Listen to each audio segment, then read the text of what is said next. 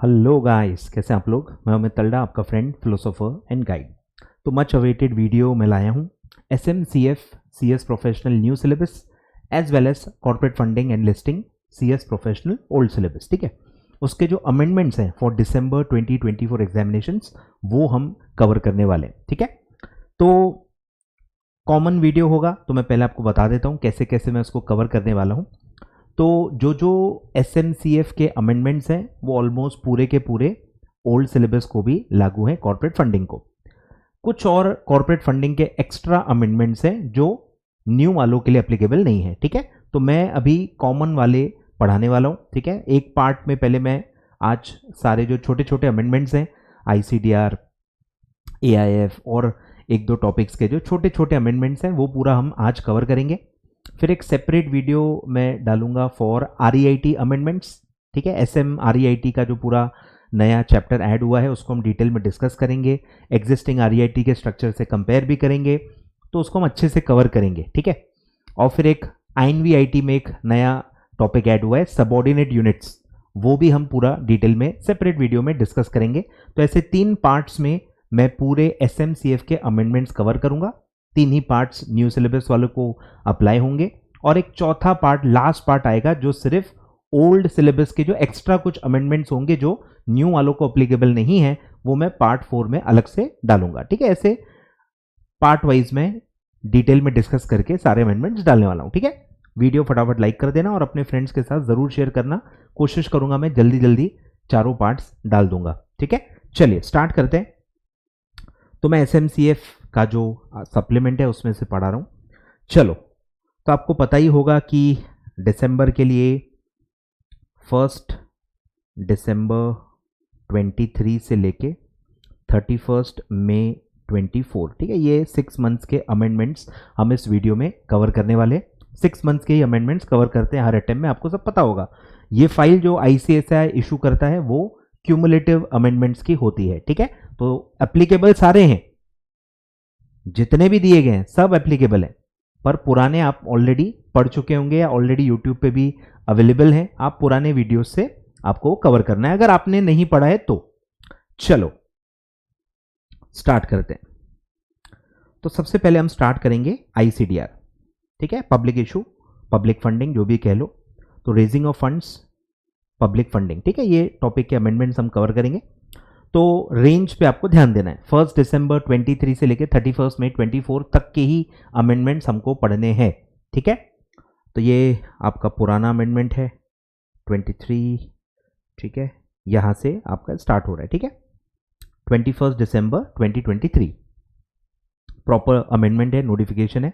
ठीक है, अब ये बहुत ही माइनर अमेंडमेंट्स हैं। ठीक है, आपने एक पूरा अलग से पूरा कंसेप्ट पढ़ा है सोशल स्टॉक एक्सचेंज के बारे में ICDR में एज वेल एज LODR में। ठीक है, तो ICDR में जहां जहां हम सोशल स्टॉक एक्सचेंज पढ़ते हैं वहां पे हमने एक कंसेप्ट पढ़ा है कि सोशल ऑडिटर होना चाहिए, सोशल ऑडिटर को ऑडिट करना चाहिए। ठीक है, तो वो उसमें जो टर्म्स यूज होती हैं उसको रिप्लेस किया गया, उसको चेंज किया गया।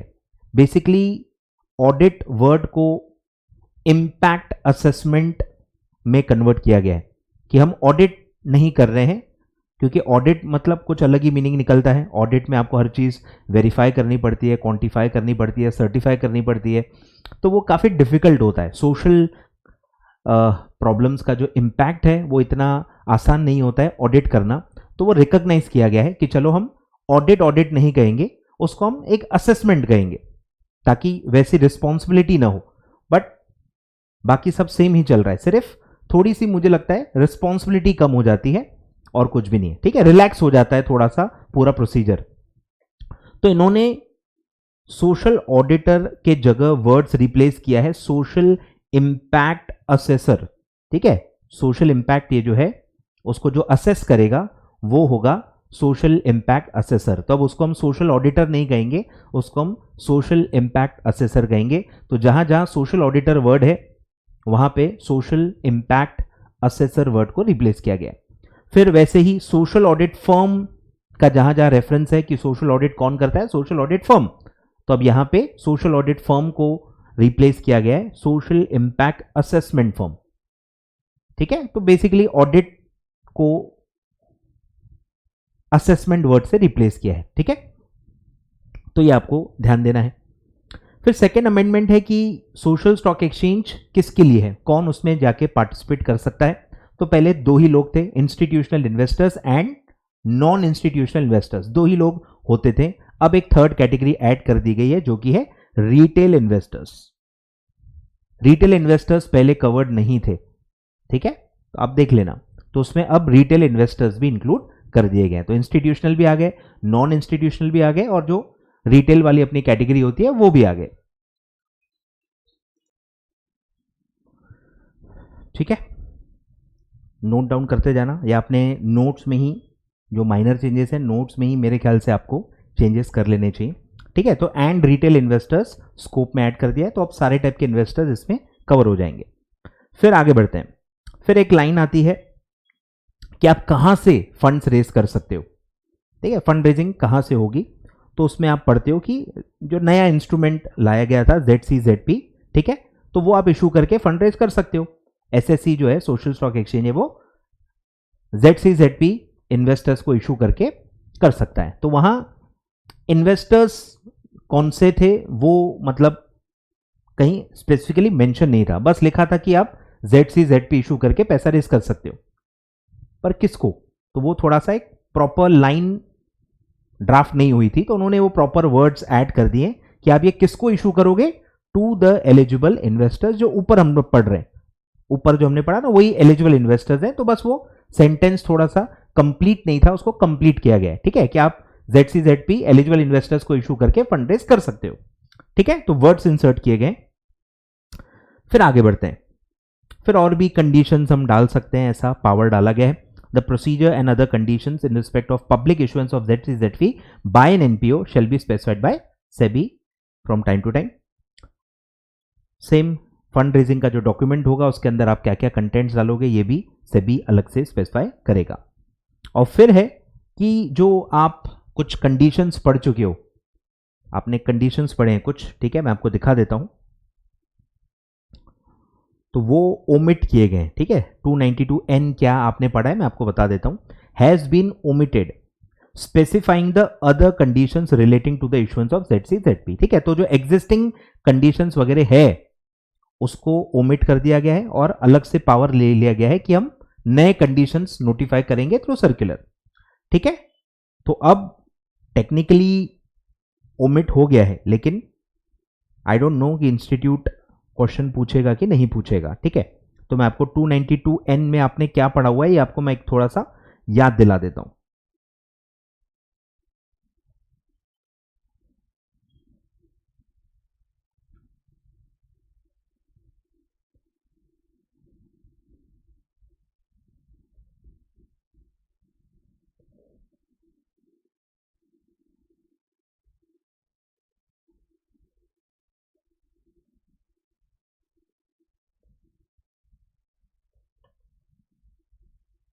ठीक है, 292N जो आपने टर्म्स एंड कंडीशंस पढ़ी हैं फंड रेजिंग की वही ओमिट कर दी गई हैं, ठीक है। 292N, ठीक है, ये वाले अदर कंडीशंस तो अभी तक ये लागू थे, अब ये इन्होंने पूरा ओमिट कर दिया है और अब नए कंडीशन स्पेसिफाई करेंगे ऐसा पावर डाल दिया है रेगुलेशंस में, और फिर सर्कुलर के थ्रू अलग से नोटिफाई करेंगे, ठीक है। मतलब सेम स्ट्रक्चर जैसा होता है कि ये चेंज होते रहती हैं, तो रेगुलेशन में कभी सेबी डालता नहीं है, सेबी से पावर ले लेता है, फिर सर्कुलर के थ्रू डाल के अपडेट करके वो करते रहता है। तो वैसा ही स्ट्रक्चर लाया गया है, ठीक है। तो ये पूरा ओमिट हो गया है, ये पूरा ओमिट हो गया है, ठीक है। तो अब इस पे क्वेश्चन आना नहीं चाहिए, लेकिन मैं अपने पास्ट एक्सपीरियंस से कहूंगा कि आप ये करके जाओ, ये करके जाओ, ठीक है। इस पे आ सकता है क्योंकि अच्छा टॉपिक है, conditions of issuance of ZCZP। तो ये पूरा जो N है ये ओमिट हो गया है, ठीक है। और यही कंडीशंस अब वो सर्कुलर के थ्रू बाद में नोटिफाई करेंगे। क्लियर है क्या? तो ये आप देख लो अच्छे से। बढ़े आगे। तो ये आपके सोशल स्टॉक एक्सचेंज से रिलेटेड कुछ अमेंडमेंट्स थे, ठीक है, माइनरी अमेंडमेंट्स हैं। आगे बढ़ते हैं।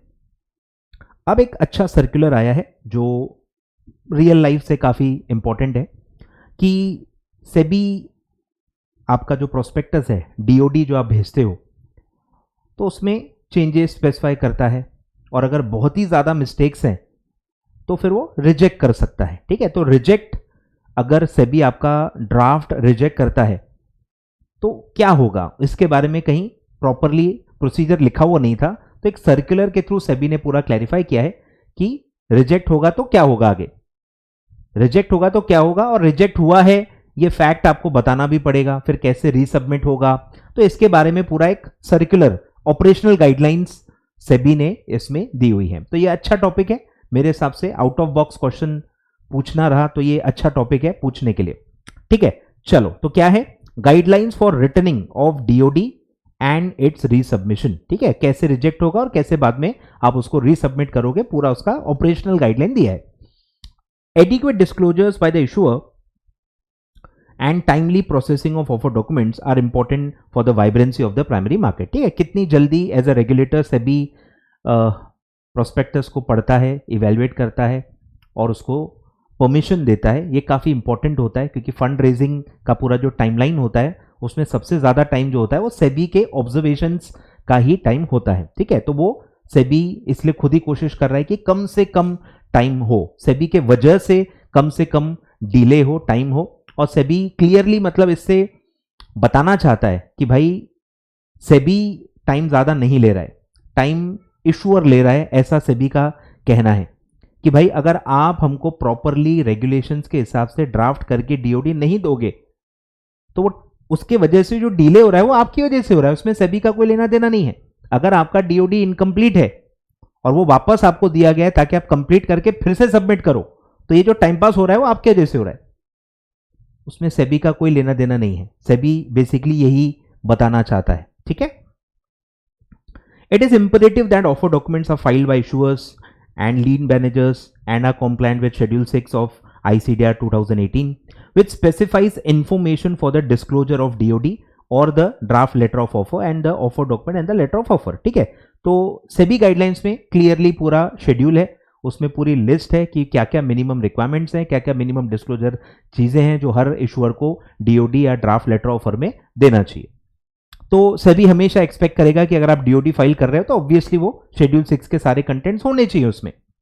However, SEBI has observed at times that DOD or draft letter of offer filed for the public issue right issue of securities are found lacking in compliance with respect to the instructions provided in Schedule 6, and such documents require revisions or changes and thus lead to longer processing time. तो SEBI basically ये कहना चाहता है, ठीक है, कि वो गलती हमारी नहीं है। अगर आप इनकम्प्लीट चीजें भेजोगे और आपको हम वो बार बार वापस कर रहे हैं कंप्लीट करने के लिए, तो ये जो टाइम लग रहा है ये आपकी गलती की वजह से लग रहा है, ये सेबी का प्रोसेसिंग टाइम नहीं है। सेबी का जो प्रोसेसिंग टाइम है वो आपने एज पर रेगुलेशन पढ़ा ही है कि जब पूरा कंप्लीटेड डॉक्यूमेंट रिसीव हो जाता है वहां से 30 डेज सेबी को मिलते हैं। ठीक है, in order to ensure completeness of the offer document for investors and provide greater clarity and consistency in the disclosures and for timely processing, SEBI has issued the guidelines for returning of DOD and its resubmission. Accordingly, DOD should be scrutinized based on the broad guidelines, and such documents which are not compliant with the instructions in Schedule 6 and guidelines provided shall be returned to the issuer. साफ साफ circular के through clarify किया गया कि अगर आपका schedule 6 proper followed नहीं है तो वो रिजेक्ट होगा ही होगा। कोई ऐसा लक फैक्टर में मत करो कि शायद पास हो जाए, नहीं होगा, वो रिजेक्ट होगा ही होगा अगर वो शेड्यूल 6 के मिनिमम डिस्क्लोजर रिक्वायरमेंट सेटिस्फाई नहीं करता है तो। The broad guidelines for returning and resubmission are provided below. तो रिटर्न के बारे में देखो दिया गया है कि ऐसा आपको क्या करना चाहिए कि आपका डीओडी रिटर्न ना हो। ठीक है, कुछ ऐसा मिनिमम रिक्वायरमेंट्स उन्होंने दी हैं। DoD must be drafted in simple language. ठीक है, लैंग्वेज सिंपल रखो ताकि कॉमन मैन भी समझ पाए, with visual representation of data. ठीक है, डायग्राम्स, चार्ट्स, ग्राफ्स, जितना आप उसको विजुअल रिप्रेजेंटेशन से बता सकते हो, सिंप्लीफाई कर सकते हो, इजी टू अंडरस्टैंड बना सकते हो, उतना आपको करना चाहिए, so as to ensure the ease of understanding of its content. ठीक है, simple language and ease of understanding, इस पर आपको ध्यान देना है। Information in the DOD shall be presented in clear, concise and intelligible manner. ठीक है, लेजिबल नहीं लिखा है, इंटेलिजिबल मतलब समझ में आए, थोड़ा सा अच्छे से आपको फॉर्मेटिंग करके भाई ट्रेंड्स पकड़ में आ जाए या डिफरेंट जो चीज़ें होती है वो समझ में आ जाए, कुछ फ्लो है तो वो समझ में आ जाए। तो आपको कंसाइज रखना है, बहुत ज़्यादा उसको लेंदी नहीं बनाना है और इंटेलिजिबल मैनर में आपको प्रेजेंट करना है। सेम उसी का उल्टा कि कोई चीज़ अगर क्लियर है मतलब वो कॉम्प्लेक्स नहीं होनी चाहिए, वेग नहीं होनी चाहिए, एम्बिगियस नहीं होनी चाहिए, इम्प्रिसाइज नहीं होनी चाहिए, रिपीटेशन आपको नहीं करना चाहिए, इनकंसिस्टेंसी उसमें नहीं होना चाहिए, ठीक है। मतलब दोनों सेम ही मीनिंग होते हैं, पर ड्राफ्ट गाइडलाइंस जो बनते हैं वो हमेशा सारी चीज़ें डाल देते हैं कि ऐसा करो और ऐसा नहीं करो, क्लैरिफाई कर देते हैं, जबकि दोनों का मतलब सेम ही होता है। फिर है risk factors are appropriately worded, ठीक है। कुछ इंडस्ट्रीज में बहुत ही ज़्यादा टेक्निकल चीज़ें होती हैं, टेलीकॉम इंडस्ट्री हो गया, कंस्ट्रक्शन सेक्टर हो गया, लेबोरेटरीज, ठीक है, साइंटिफिक, वैक्सीन्स, काफ़ी एरियाज ऐसे होते हैं जो बहुत ही टेक्निकल होते हैं, ठीक है। तो उसके लिए भी ये दिया गया है द रिस्क फैक्टर्स, ठीक है। जो इंडस्ट्री बहुत ही थोड़ी सी टेक्निकल है उसमें प्रॉब्लम यही होती है कि रिस्क फैक्टर्स को कैसे हम बताएं, समझाएं, ताकि पढ़ने वाले को रिस्क फैक्टर्स समझ में आ जाए। रिस्क फैक्टर्स क्लियरली बताना ही सबसे बड़ा इंपॉर्टेंट पॉइंट होता है। तो रिस्क फैक्टर्स के बारे में इसलिए कहा गया है the risk factors are appropriately worded in clear, simple and unambiguous language to bring out clearly the risk to the investors without undermining the same. Simplify करना है, पर ऐसा नहीं होना चाहिए कि रिस्क है ही नहीं ऐसा लगे, उनको अंडरमाइन नहीं करना है, रिस्क को घटाना नहीं है, सिर्फ रिस्क को अच्छे से समझाना है, ठीक है। तो ऐसे 4 पॉइंट्स दिए हैं, ऐसी 4 चीजें आप करो तो रिटर्न नहीं होगा, ठीक है। क्वालिटेटिव पैरामीटर्स सॉर्ट ऑफ आपको ये बताया गया है। फिर है कि अगर आपका डीओडी रिजेक्ट हो गया है तो आप रीसबमिट कैसे करोगे और उससे रिलेटेड और क्या कॉम्प्लायंसेस आपको करने होंगे, ये इसमें दिया गया है। Resubmission of DOD while there are no requirements for payment of fees, ठीक है। फीस पूरी डबल से नहीं भरनी पड़ती है on account of resubmission of the DOD. The requirements of paying applicable fee for the changes, ठीक है। चेंजेस की फी नॉमिनल होती है, वो आपको भरनी पड़ेगी अगर बहुत ज्यादा चेंजेस सेबी ने प्रिस्क्राइब किए हैं तो चेंजेस की फी भरनी है। लेकिन जो फाइलिंग फी होती है प्रोस्पेक्टस की, जो प्रॉपर फाइलिंग फी होती है, वो डबल से नॉर्मली नहीं भरनी होती है, ठीक है। For the updated offer document and shall continue to apply as if applicable to the updation, ठीक है। अपडेशन के जो भी चार्जेस है वो आपको भरने पड़ेंगे। और अगर आपने, कुछ लोग होते हैं ना, जैसे सीएस स्टूडेंट्स भी ऐसे होते हैं कि सर हमने अगर सीएस छोड़ दिया तो क्या रजिस्ट्रेशन फी वापस मिलेगी, या हमने एग्जाम फॉर्म भर दिया, एग्जाम नहीं दिया तो क्या एग्जाम फॉर्म रिफंड हो जाएंगी। वैसे ही इसमें भी कुछ लोग बोलेंगे कि हमारा डीओडी रिजेक्ट हो गया है, अब हमको रीसबमिट करना ही नहीं, हमने कैंसिल कर दिया, करना ही नहीं है, फंड रेजिंग ही नहीं करना है। तो अब जो हमने फाइलिंग फी पहले भरी थी क्या वो रिफंड मिलेगी? तो सेबी ने साफ साफ कहा है कि नहीं मिलेगी। भले आप रीसबमिट नहीं करोगे तो भी जो ओरिजिनल फी आपने भरी है उसका रिफंड नहीं मिलेगा, ठीक है। There shall be no refund for the filing fee on account of non submission of the DOD after return, ठीक है। तो अगर आपने सबमिट नहीं भी किया आप रिफंड नहीं मांग सकते, रिफंड सेबी आपको नहीं देगा। The issuer within 2 days of resubmission with the SEBI shall make public announcement, ठीक है। पब्लिक अनाउंसमेंट आपको डालना पड़ेगा कि भाई आपका रिटर्न हुआ था और आपने अब रीसबमिट कर दिया है। Public announcement with the mode and manner specified by the ICTR guidelines, and the issuer shall also include a disclosure that it is a resubmitted document, ठीक है। रिजेक्ट हुआ था और अब आप रीसबमिट कर रहे हो, ऐसा आपको अलग से बताना है। क्योंकि जब भी आप ऑफर डॉक्यूमेंट फाइल करते हो तो आपको पब्लिक अनाउंसमेंट देना ही पड़ता है, तो आपने ऑलरेडी दिया भी होगा, अब वो रिटर्न आ गया ये तो लोगों को पता ही नहीं चला, तो वो इसीलिए रीसबमिशन के वक्त आपको फिर से देना पड़ेगा और अलग से बताना पड़ेगा कि ये रीसबमिटेड है। एक और कुछ डॉक्यूमेंट फाइल नहीं किया आपने फंड रेजिंग का, सेम ही है, सिर्फ रीसबमिट किया जा रहा है, ऐसा आपको बताना है। और फिर दिया है कि issuer shall make written intimation to the sectoral regulator if any. अगर आपके सेक्टर में अलग से सेक्टोरल रेगुलेटर है, जैसे आरबीआई है, आईआरडीए है, पीएफआरडीए है, ऐसे बहुत सारे अलग अलग सेक्टर्स में सेक्टर वाइज रेगुलेटर होते हैं। ट्राई होता है, telecom regulatory authority of India, ऐसे हर काफी सेगमेंट्स में काफी सेक्टोरल रेगुलेटर्स होते हैं। तो अगर आपके सेक्टर में भी है तो आपको उसको इंटीमेट करना है कि आपका डीओडी फाइल हुआ था, वो रिजेक्ट हो गया और अब आप रीसबमिट कर रहे हो। Informing about the return and resubmission of the DOD as applicable, ठीक है। तो 4 पॉइंट्स इसमें भी है, तो 4 और 4 ऐसे 8 पॉइंट्स पूरा ऑपरेशनल रिक्वायरमेंट्स इसमें स्पेसिफाई किया गया है, ठीक है। अच्छे से देख लो। तो ये अच्छा पॉइंट है, मुझे लगता है कि अगर सर्कुलर पे क्वेश्चन पूछ नहीं रहा तो ये अच्छा सर्कुलर है, पूछने लायक है। ठीक है, 4 और 4 बेसिकली 8 पॉइंट आपको पढ़ के जाने अच्छे से। आगे बढ़े, अब छोटे छोटे अमेंडमेंट्स हैं, पढ़ लेते हैं। May 17, 2024, ठीक है, नोटिफिकेशन है, अमेंडमेंट्स है, तो लगभग सेम ही है, मतलब 2-3 ही अमेंडमेंट्स हैं, मल्टीपल जगह पे है तो बहुत सारा अमेंडमेंट आपको लगेगा, पर 2 या 3 ही अमेंडमेंट्स हैं। तो पहला अमेंडमेंट है कि आपने प्रमोटर्स कंट्रीब्यूशन पढ़ा होगा। प्रमोटर कंट्रीब्यूशन में आपने पढ़ा है कि एक नीचे प्रोविजो आता है कि कुछ लोगों का सपोर्ट लिया जा सकता है, कुछ लोग अगर सब्सक्राइब करते हैं तो उनको हम प्रमोटर कंट्रीब्यूशन के कॉम्प्लायंस के लिए काउंट कर सकते हैं without identifying them as a promoter. तो उनको प्रमोटर की लाइबिलिटीज नहीं आएंगी, पर वो जो पैसा इन्वेस्ट करेंगे उनको हम प्रमोटर कंट्रीब्यूशन में काउंट करेंगे, और वो मैक्सिमम 10% ही हो सकता है। वो पूरा पैराग्राफ आपने पढ़ा होगा। तो उसमें कौन कौन होता है कि अगर प्रमोटर का कंट्रीब्यूशन लेस देन 20 है, नॉन कॉम्प्लायंस हुआ है, प्रमोटर जो है वो खुद से 20% नहीं ला पा रहा है, तो ये ऑप्शन वो यूज कर सकता है। तो 5 लोग पहले थे, क्या कौन कौन था? AIF, FVCI, SCB, PFI and insurance company, ऐसे 5 लोग अलाउड थे। अब उसमें कुछ लोग और ऐड किए गए, वो लोग भी इसमें काउंट किए जाएंगे। ठीक है, कौन कौन है? Number 1, non individual. Non individual, ठीक है, ऐसे लोग जो इंडिविजुअल नहीं है, फर्म्स हैं, कंपनीज हैं, ठीक है, ये सब non individual. Public share holder, ठीक है, पब्लिक शेयर होल्डर आपने बहुत जगह पढ़ा है, प्रमोटर एंड प्रमोटर ग्रुप को छोड़ के पब्लिक शेयर होल्डर्स होते हैं। तो पब्लिक शेयर होल्डर्स में जो भी नॉन इंडिविजुअल लोग हैं वो इसमें कंट्रीब्यूट कर सकते हैं, लेकिन उनके पास भी मिनिमम कितने होने चाहिए? At least 5% of the post issue capital. ठीक है, होल्डिंग लिखा है, जिनके पास 5% मिनिमम होल्डिंग रहेगी पोस्ट इशू कैपिटल बेसिस पे देखेंगे, तो वो लोग का जो आईपीओ में जो वो सब्सक्राइब करेंगे या जितना उनका होल्डिंग होगा वो प्रमोटर में काउंट किया जा सकता है। ठीक है, तो फीचर्स क्या है?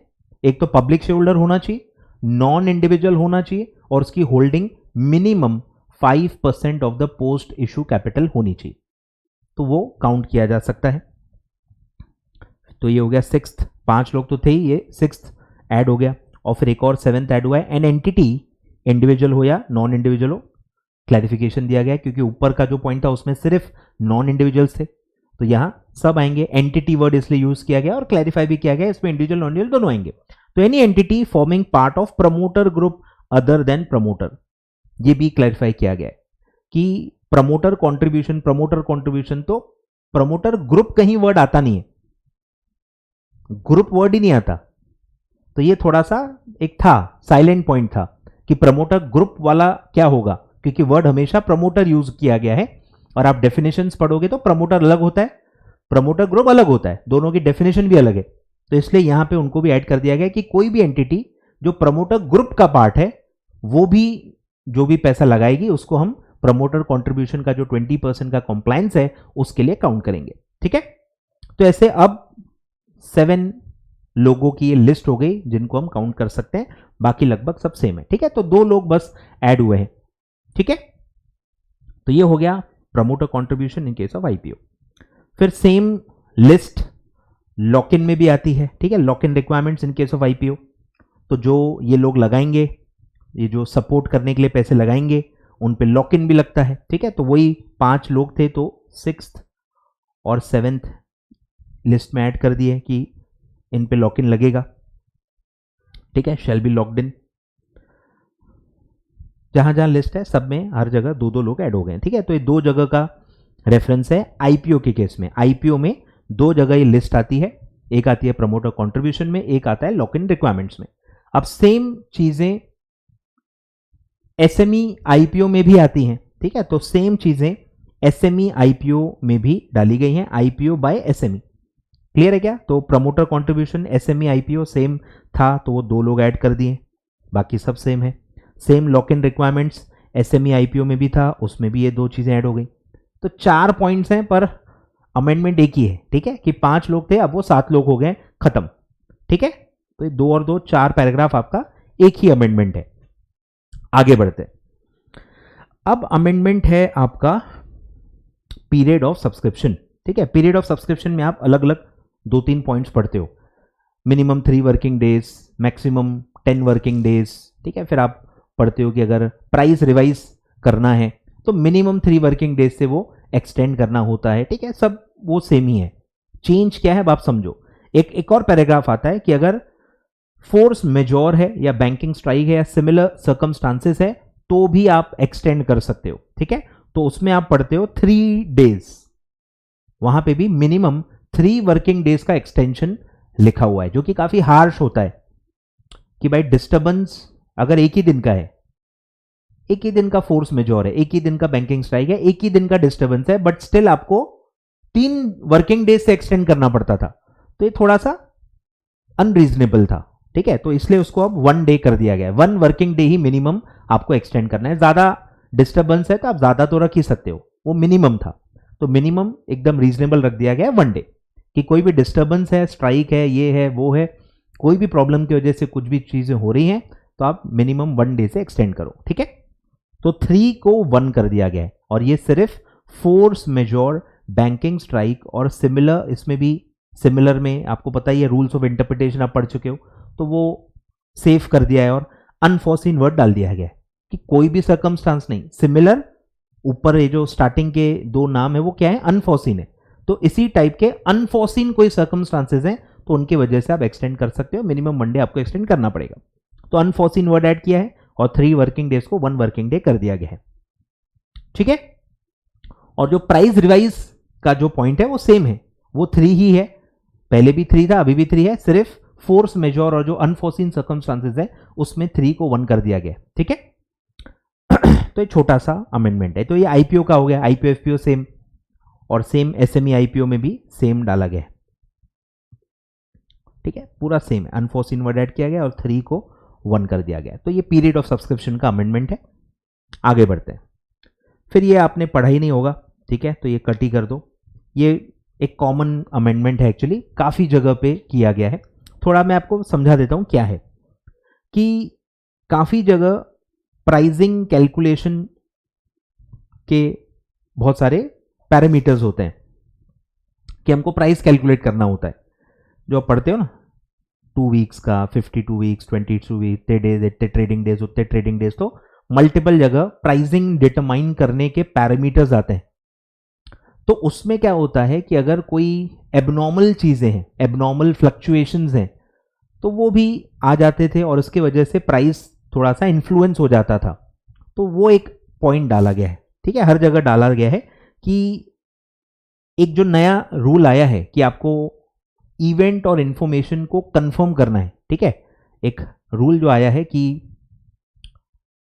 250 लिस्टेड एंटिटीज जो हैं टॉप वाली, उनको अब सारे जो रिपोर्टेड इवेंट्स होते हैं, जो मेन स्ट्रीम मीडिया में रिपोर्ट किए गए हैं, उनको कंफर्म या डिनाई उनको करना होता है। अब ये कंफर्म और डिनाई करने के वजह से प्राइस में फ्लक्चुएशंस आते हैं। ठीक है, तो उसके बारे में ये अमेंडमेंट डाला गया है। ठीक है, तो वो उसके वजह से जो प्राइस फ्लक्चुएशंस आते हैं वो इग्नोर करने के लिए कहा गया है। ठीक है, the effect on the price of equity share issuer due to material price movement. ठीक है, कोई भी मटेरियल प्राइस मूवमेंट हो रहा है and confirmation of reported event और इंफॉर्मेशन मे बी एक्सक्लूडेड। ठीक है, मतलब आपको लगता है कि आपका प्राइस जैसा आना चाहिए वो ट्रूली रिफ्लेक्ट नहीं हो पा रहा है because of any material price movement और because of confirmation of the reported events, तो वो आप एक्सक्लूड कर सकते हो। पावर दिया है, शैल नहीं लिखा है, जबरदस्ती नहीं है। अगर आपको लगता है कि आपका प्राइस एडवर्स हो गया उसकी वजह से, तो आप जो मटेरियल प्राइस मूवमेंट्स हैं उनको आप इग्नोर कर सकते हो। वो प्राइजेस इग्नोर करके जो नॉर्मल प्राइजेस हैं उनके हिसाब से आप प्राइसिंग कैलकुलेट कर सकते हो। तो अब जहां जहां प्राइसिंग कैलकुलेट करने की चीजें होती हैं हर जगह ये पैराग्राफ डाला गया है। ठीक है, तो प्रेफरेंशियल इशू के केस में प्राइसिंग डिटर्मिनेशन के पूरे रूल्स हैं, तो उसमें ये पूरा पैराग्राफ डाला गया है। सेम क्यूआईपी में भी प्राइस डिटर्मिनेशन के पूरे पैरामीटर्स हैं, उसमें भी ये पॉइंट डाला गया है। ठीक है, तो जहां जहां प्राइसिंग डिटर्मिनेशन के रूल्स हैं हर जगह ये पूरा पैराग्राफ ऐड किया गया है और पूरे रेफरेंसेस भी दिए गए हैं। ठीक है, देख लो, ये दिया है देखो 164, 164A, 164B, पढ़ा होगा तो पता ही होगा, ठीक है। सारे प्रेफरेंशियल इशू के प्राइसिंग नॉर्म्स हैं। 165, यहाँ हर जगह प्राइसिंग के रूल्स हैं, तो हर जगह प्राइसिंग में आपको ये रूल अप्लाई करना है, ठीक है। तो ये दो चीजें हैं, ये भी एक ही अमेंडमेंट है। और एक अमेंडमेंट है कि सिक्योरिटी डिपॉजिट रखने का जो एक था 1% in the designated stock exchange, जो भी आप पैसा रेस कर रहे हो उसका 1% डेजिग्नेटेड स्टॉक एक्सचेंज में आपको सिक्योरिटी डिपॉजिट रखना होता था, वो अब बंद कर दिया गया है, ठीक है। तो तीनों रेफरेंसेस हैं 38, 80, 135, 197, 259, सारे इश्यूज इसमें आ गए। आईपीओ, एफपीओ, राइट इशू, सब जगह अब ये ओमिट हो गया है, मतलब अब आपको सिक्योरिटी डिपॉजिट रखने की जरूरत नहीं है, ठीक है। इंपॉर्टेंट अमेंडमेंट है। तो ये पूरा दिया है, doing away with the requirement of 1% security deposit in public right issue of the equity shares, ठीक है। पब्लिक इशू में आईपीओ, एफपीओ दोनों आ गए, ठीक है। फिर जो मैंने बताया 2 लोगों को ऐड किया गया है और फोर्स मेजोर में मिनिमम 3 डेज के जगह पे 1 डे कर दिया गया है, ठीक है। ऐसे ही समरी दी है, ठीक है। तो ये आपके अमेंडमेंट्स हैं, बेसिकली 3 या 4 ही अमेंडमेंट्स हैं। क्लियर है? आ रहा है क्या कुछ समझ में? तो इस पे कोई सेपरेट क्वेश्चन नहीं आ सकता, ठीक है। इस पे कोई सेपरेट क्वेश्चन नहीं आ सकता, जो भी नॉर्मल टॉपिक है उसमें जो भी आप लिखोगे अब वो बस आपको अमेंडेड लिखना है, ये आपको ध्यान देना है। इस पे कोई ऐसा सेपरेट क्वेश्चन नहीं आएगा। बढ़े आगे। तो ये था आपका सिंपल आईसीडीआर पब्लिक फंडिंग का अमेंडमेंट। आगे बढ़ते हैं, ठीक है। आरईआईटी में अलग से लूंगा, आरईआईटी, एनवीआईटी, जिसमें बहुत ज़्यादा अमेंडमेंट्स हैं। अब आ जाओ AIF, private funding, raising of funds, private funding, ठीक है। एआईएफ जो आप पढ़ते हो, एआईएफ में कुछ अमेंडमेंट्स हैं, ठीक है। ये तो पुराना अमेंडमेंट है, ठीक है, पिछले अटेम्प्ट का है। ये भी पिछले अटेम्प्ट का है, नहीं, जून 21, 2024, 2023, हाँ। पर ये वो है, ट्रांजिशनल है, तो मुझे लगता है एग्जाम के लिए इंपॉर्टेंट नहीं होता है, बट स्टिल पढ़ लेते हैं, कोई दिक्कत नहीं है। डेट आई थिंक कुछ गलत लिखी है इन्होंने, जून 21, 2024 कैसे हो गया? अमेंडमेंट्स ही मई तक है, तो ये मुझे लगता है कुछ इसमें प्रॉब्लम है, ठीक है। बरोबर, कुछ तो वो प्रॉब्लम है, 2023 होगा ये, ठीक है। पुराना अमेंडमेंट एक्चुअली पढ़ाया हुआ है मैंने पहले, अगस्त 4, 2023 पुराना अमेंडमेंट है, सितंबर 23 पुराना अमेंडमेंट है। यहाँ से आपके अमेंडमेंट चालू होते हैं ये अटेम्प्ट के, जनवरी 5, 2024, ठीक है। इसमें भी बहुत सारे पैराग्राफ्स ऐड हुए हैं। अब ये अमेंडमेंट्स में देखो क्या प्रॉब्लम है, मैं शायद पहले भी बता चुका हूं कि मॉड्यूल में पूरे बेयर रेगुलेशंस नहीं है, मॉड्यूल में फिल्ट्रेशन है। अगर 100 रेगुलेशंस हैं तो आपको पूरे 100 रेगुलेशंस स्टडी मटेरियल में नहीं है, उसमें से 25, 30, 35 जो भी इंस्टीट्यूट को लगता है वो दिया है। बट अमेंडमेंट जब इंस्टीट्यूट देता है तो वो ये फिल्ट्रेशन नहीं करता, पूरे 100 टॉपिक्स में जो अमेंडमेंट्स हैं वो अमेंडमेंट्स में दे देता है। तो काफी टॉपिक ऐसे हैं जो स्टडी मटेरियल में नहीं है पर उसके अमेंडमेंट यहां पे। अब स्टडी मटेरियल में नहीं है तो आपने पढ़ा ही नहीं होगा ना, तो जब आपने मेन टॉपिक ही नहीं पढ़ा उसके अमेंडमेंट कैसे आपको समझेंगे? पॉसिबल ही नहीं है। तो इसमें काफी लिक्विडेशन और काफी ऐसे 2-3 पॉइंट्स हैं, dissolution and liquidation of schemes, वो आपके है ही नहीं सिलेबस में, मतलब स्टडी मटेरियल में, पर उसके अमेंडमेंट्स आपको दिए गए। तो आप टीचर का भी सोचो कि जिस बंदे ने टॉपिक ही नहीं पढ़ा उसको मैं अमेंडमेंट कैसे पढ़ाऊंगा, तो पॉसिबल ही नहीं, आपको समझेगा भी नहीं। तो जो जो टॉपिक आपने पढ़े हैं मैं उसी के अमेंडमेंट्स कवर कराऊंगा, ठीक है। तो साइड बाय साइड में आपको बेयर रेगुलेशन भी खोल के बताते जाऊंगा ताकि आपको अमेंडमेंट प्रॉपरली समझे कि भाई अमेंडमेंट क्या है, ठीक है। AIF regulations,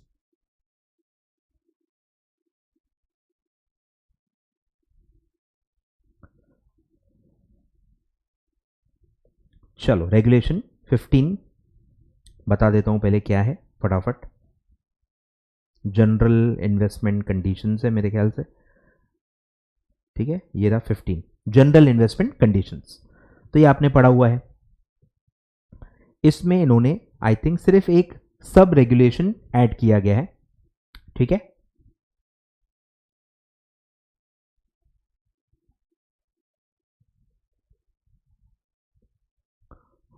new regulation has been inserted 15(1)(i), 15(1)(i), ठीक है। तो 15(1)(gh)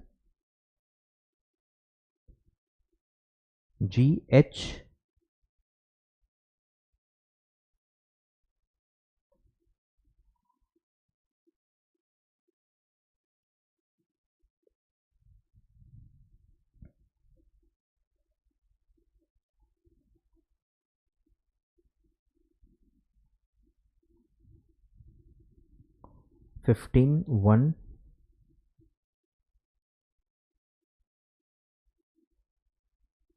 आए तो है ही नहीं, एक second,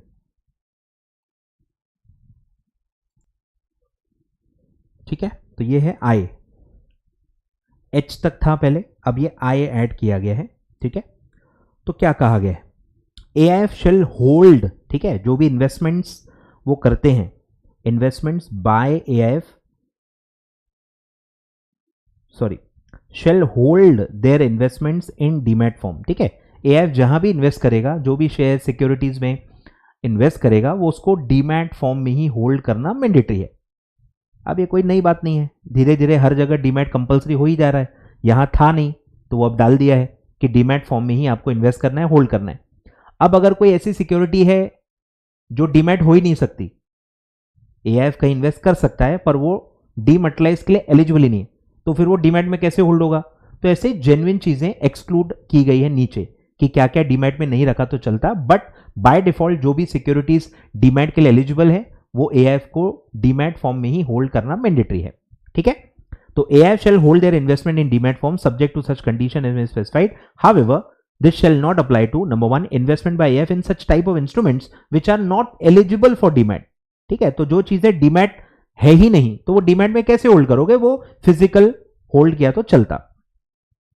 investment held by liquidation scheme of AIF are not available, that are not available in the demat form. Same liquidation scheme का separate reference है, लेकिन टॉपिक वही है कि जो डीमैट फॉर्म में अवेलेबल नहीं है तो वो डीमैट फॉर्म में नहीं भी होल्ड किया तो चलता है। और फिर है such other investments by AIF and such other schemes of AIF as में भी स्पेसिफाइड। तो ये पावर ले रखा है कि और चीजें भी इसमें बाद में एक्सक्लूजन में डाली जा सकती है। अभी ये दो ही पॉइंट्स है, ठीक है। मतलब सिंपल रेगुलेशन है कि डीमैट फॉर्म में इन्वेस्टमेंट्स को होल्ड करना है, ठीक है। फिर आते हैं रेगुलेशन 20 सब रेगुलेशन 11A। अब ये मैं कह रहा था कि आपने नहीं पढ़ा है, ये आई थिंक ऑब्लिगेशंस वाला पॉइंट है, तो ये आई थिंक है ही नहीं, तो ये आपको समझेगा भी नहीं। बता देता हूं मैं, ठीक है। 1920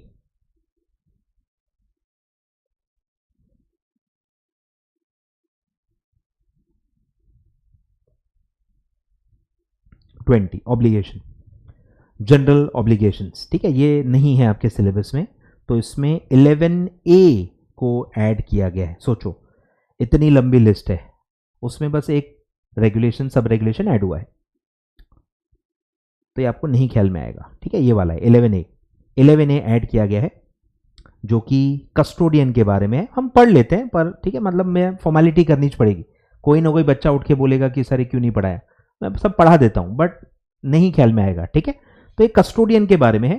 कस्टोडियन जो कि आप ही के स्पॉन्सर या मैनेजर का एसोसिएट है, यानी रिलेटेड पार्टी है, उसको भी आप कस्टोडियन अपॉइंट कर सकते हो। कस्टोडियन जो आपके स्पॉन्सर या मैनेजर का एसोसिएट है, ठीक है, आपका रिलेटेड एंटिटी है, उसको नॉर्मली एज अ कस्टोडियन नहीं रखना चाहिए, पर ऐसा कोई क्लॉज है नहीं, मना नहीं किया गया है, ऊपर से कंडीशन डाली गई कि आप अपॉइंट कर सकते हो, लेकिन कुछ कंडीशंस उन्होंने डाली है, ठीक है। तो एसोसिएट को भी आप अपना कस्टोडियन, एआईएफ का कस्टोडियन बना सकते हो। क्या कंडीशंस हैं? Only when all the following conditions are met, ठीक है। All the conditions are met. Number 1, कि ये जो स्पॉन्सर या मैनेजर है एआईएफ का has a net worth of at least 20,000 crore rupees in all points in time.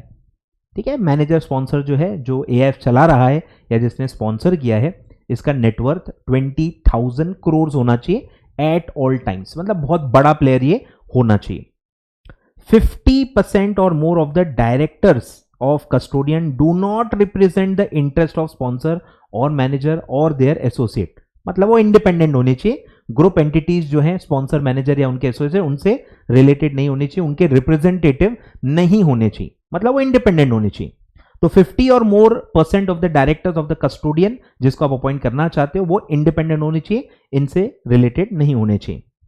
फिर है custodian and the sponsor manager of AIF are not subsidiaries. आप अपनी सब्सिडरी को नहीं ले सकते। एसोसिएट एंटिटी अलग होती है, जिसमें आप आई थिंक 15 या 20% होल्ड करते हो, वो आपके एसोसिएट होते हैं। हर रेगुलेशन में अलग अलग डेफिनेशन होता है, कंपनीज एक्ट का अलग है, सेबी रेगुलेशन में काफी जगह अलग होता है, रेगुलेशन टू रेगुलेशन सब चीजें आपको पढ़नी होती हैं। ठीक है, तो बस ये साफ साफ लिखा है कि सब्सिडरी को कस्टोडियन नहीं बना सकते। ठीक है, फिर custodian and sponsor manager do not have common directors. ठीक है, दोनों के कोई भी कॉमन डायरेक्टर, एक भी कॉमन डायरेक्टर नहीं होना चाहिए। तो जो स्पॉन्सर मैनेजर में डायरेक्टर है, एक भी डायरेक्टर अगर कस्टोडियन का भी डायरेक्टर है तो फिर उस कस्टोडियन को आप अपना कस्टोडियन हायर नहीं कर सकते, कॉमन डायरेक्टर्स नहीं होने चाहिए। और फिर है custodian and manager of the AIF sign an undertaking that they will act independently of each other in their dealings and the schemes of AIF. ठीक है, फॉर्मेलिटी के लिए आपको एक अंडरटेकिंग भी देनी है कि आप अपना अपना काम अलग अलग इंडिपेंडेंटली करोगे।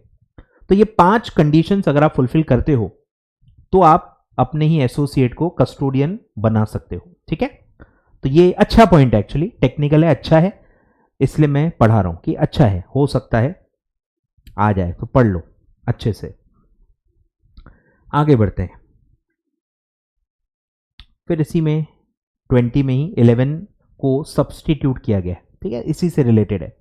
द स्पॉन्सर और manager shall appoint a custodian. ठीक है, अपॉइंट करना मैंडेटरी है कस्टोडियन।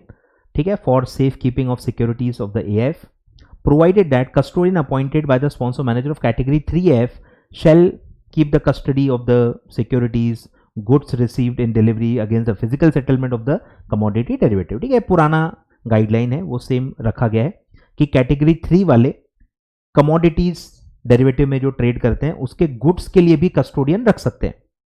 फिर है provided further that custodian appointed by sponsor manager of AIF shall report और disclose such information to the SEBI. ठीक है, सेबी को जो भी रिपोर्टिंग करनी है वो कस्टोडियन को करनी पड़ेगी। तो ये 11 है, और फिर इसी में 11A जो ऊपर हमने पढ़ा वो ऐड किया गया। देखो कहीं भी मना नहीं किया गया कि आप अपने ही एसोसिएट को कस्टोडियन नहीं बना सकते, ऐसा कोई नेगेटिव पॉइंट नहीं है, इसलिए वो अलाउ किया गया, बस उसको कंडीशंस डाली गई हैं। तो ये पूरा एक टॉपिक है, regulation 11 and 11A, sub regulation 11 sub regulation 11A of regulation 20। ठीक है, आगे बढ़ते हैं। अब ये वाला बोल रहा हूं, ये मुझे नहीं लगता आपको कुछ भी ख्याल में आएगा, क्योंकि ये डिसोल्यूशन और जो लिक्विडेशन है उसके बारे में, वो सब आपने किसी ने भी नहीं पढ़ा होगा। ठीक है, तो ये मैं स्किप कर रहा हूं, ये आपको नहीं समझेगा, कोशिश भी मत करना। ठीक है, पर्सनली भी आपको नहीं करना है। ठीक है, डिसोल्यूशन पीरियड, लिक्विडेशन स्कीम, सब उसके बारे में 29A-B सब आपने ये पढ़ा नहीं है, आपके स्टडी मटेरियल में नहीं है, और इसी से रिलेटेड एक सर्कुलर है, ये थोड़ा बहुत आपको समझ में आ सकता है, मैं बता देता हूं, इसी से रिलेटेड है, ध्यान दो, ये अच्छा पॉइंट है। AIF 1 and 2 कैटेगरी में create encumbrance on equity of investee company. मतलब मुद्दा क्या है, एक बड़ा मुद्दा है कि AIF दूसरे कंपनीज के इक्विटी शेयर में इन्वेस्ट करता है। ठीक है, अब प्रमोटर्स में नॉर्मली क्या होता है कि अगर प्रमोटर है तो प्रमोटर अपने शेयर्स कंपनी के लोन के लिए प्लेज करता ही है, ये आपने तो पढ़ा ही है, हर जगह देखा ही है, उससे रिलेटेड बहुत सारे डिस्क्लोजर नॉर्म्स भी आते हैं कि प्रमोटर्स अपनी कंपनी जिसको प्रमोट कर रहा है उसको लोन दिलवाना है तो वो अपने पर्सनल जो होल्डिंग्स है वो भी प्लेज करता है। तो ऐसा ही कुछ AIF भी करना चाहे तो ऐसा कोई प्रोविजन ही नहीं है कि AIF कंपनी को अगर फैसिलिटेट करना चाहती है कि वो लोन ले पाए, क्योंकि AIF भी तो इक्विटी मतलब ओनर टाइप ही होता है, प्रमोटर टाइप ही होता है, वो भी बिगिनिंग से इन्वेस्ट करते हैं, लॉन्ग टर्म के लिए इन्वेस्ट करते हैं, प्रमोटर के बराबर ही होते हैं। तो ये लोग जो शेयर्स जिन्होंने ये इन्वेस्ट किए हैं, पैसे इन्वेस्ट किए हैं, उसके जो शेयर्स हैं, क्या वो भी हम गिरवी रख के कंपनी उस पर लोन ले सकती है? ऐसा कोई पावर दिया ही नहीं था, इसलिए किया ही नहीं जा सकता था। तो वो अब डाल दिया गया है कि एआईएफ चाहे तो उसके शेयर्स को हम एनकम्बरेंस रख सकते हैं लोन के लिए, कंपनी के लिए। कुछ समझ में आ रहा है क्या? कि एआईएफ ने अमित लिमिटेड है, अमित लिमिटेड में इन्वेस्ट किया है, ठीक है, स्टार्टअप कंपनी है, स्टार्टअप फंड है, जो भी आप कोई भी टाइप मान लो। तो ये जो शेयर्स है, क्या ये गिरवी रख सकते हैं?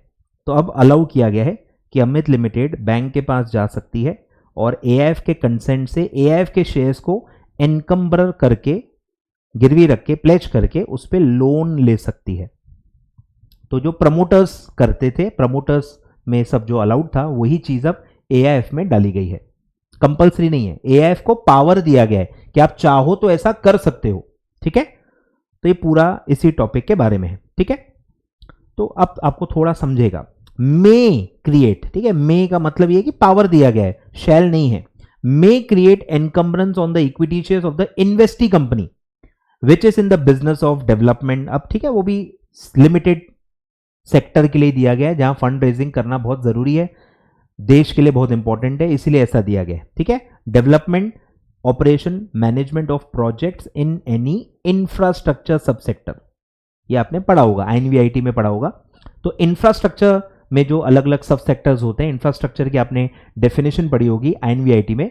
तो वो पूरा जो इंफ्रास्ट्रक्चर सेक्टर है, उसमें जो भी कवरेज है डेफिनेशन में, उन सब बिजनेस के लिए ये अलाउ किया गया है, ठीक है। मतलब बहुत ही लिमिटेड लोगों के लिए अलाउ किया गया है। एनी ऑफ द इंफ्रास्ट्रक्चर सब sectors listed in the harmonised list of infrastructure issued by central government only for the purpose of borrowing bye such investee company, ठीक है। इन्वेस्टी कंपनी बोरो करना चाहती है आपके एआईएफ के शेयर्स गिरवी रख के, ठीक है, and subject to condition as may be specified. तो ये अलाउ किया गया है,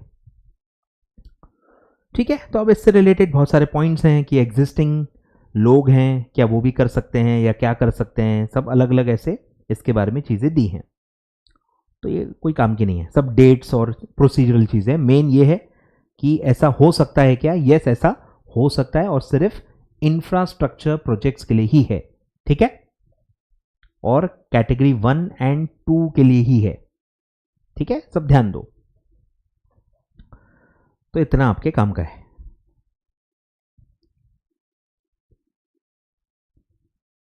अब ये भी वही है, 29A और उसके बारे में है, लिक्विडेटेड फंड के बारे में है, काम का नहीं है, मतलब समझेगा नहीं आपको, आपने पढ़ा ही नहीं है। डिसोल्यूशन पीरियड के लिए बारे में ही है।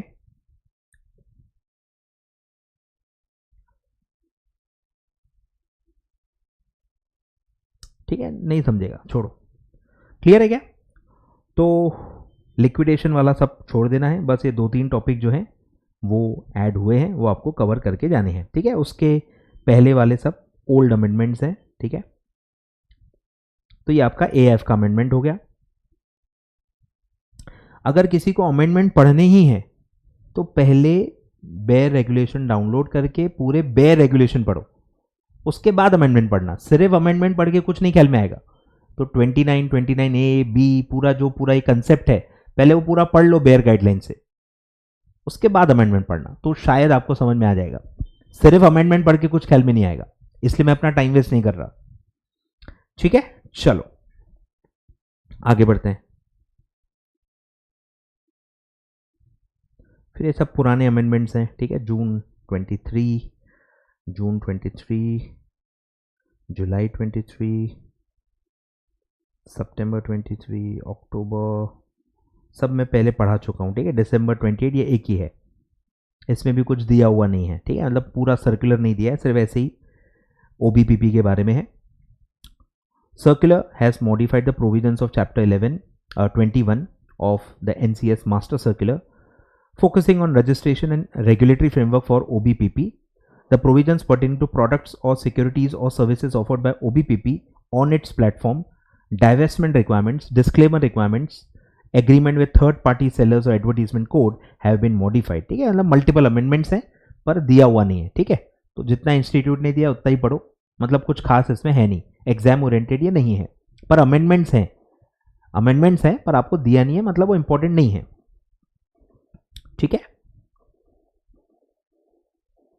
तो ये पार्ट में इतना ही है। ठीक है, आईसीडीआर, एआईएफ, ये 2 मेजर अमेंडमेंट्स हमने पढ़ लिए हैं।